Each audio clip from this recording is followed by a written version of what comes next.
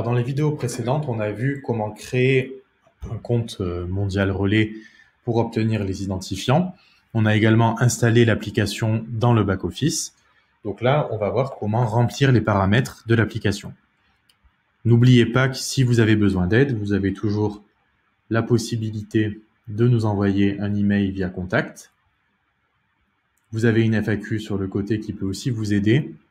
Et en cliquant sur aide et support, vous aurez accès à notre centre d'aide avec les différentes questions et les différents guides d'installation et de configuration. Donc, là, ce qu'on va faire d'abord, c'est paramètres de langue. Ça va vous permettre de configurer une langue différente du français si vous avez besoin. Information sur l'emplacement d'expédition. Donc, généralement, vous n'avez qu'un seul lieu d'expédition, mais il peut arriver, si vous avez plusieurs entrepôts ou des boutiques, que vous en ayez plusieurs. Donc, il est bien important, si plusieurs options sont proposées, de sélectionner l'emplacement qui correspond au lieu de stockage de vos produits.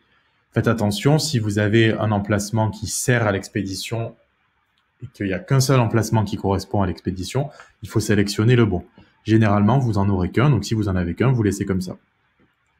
Donc là, vous allez devoir rentrer l'identifiant avec lequel vous avez créé votre compte mondial relais. Attention, il peut être différent du mail avec lequel vous avez créé votre back-office Shopify. Tout dépend comment vous avez configuré ici votre compte mondial relais et vous retrouvez cet identifiant ici. Dans mon profil mondial relais, mes paramètres de connexion, mes identifiants. Ensuite, on vous demande un code enseigne. Donc, comme vous avez validé votre compte mondial relais, ils apparaissent ici. Donc, le code enseigne, il est là. La clé privée, elle est là. Et le code marque, c'est 41. Il est là. Vous allez mettre le nom de l'entreprise. Vous allez mettre l'adresse de votre société. Vous allez mettre un email de contact.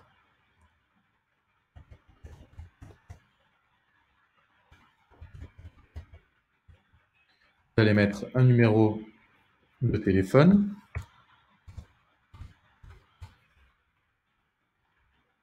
Et là, ici, vous avez plusieurs options.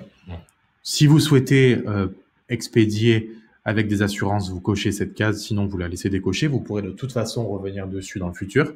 Et ensuite, vous allez pouvoir choisir un format d'étiquette. Nous, on va laisser A4. On valide.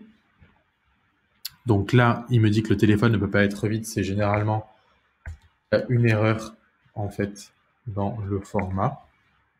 N'oubliez pas de mettre plus 33, suivi du numéro de téléphone. Vous validez. Et là, vous devez activer l'abonnement. Il faut bien comprendre qu'il y a d'une part, vous allez payer vos étiquettes. Ça, c'est directement dans votre compte prépayé mondial relais. Et d'autre part, vous allez activer et payer un abonnement mensuel directement sur votre facture Shopify. Donc là, je vais activer l'abonnement. Et je vais être redirigé vers Shopify qui me demande de commencer une période d'essai qui est de 7 jours. Donc là, je l'active.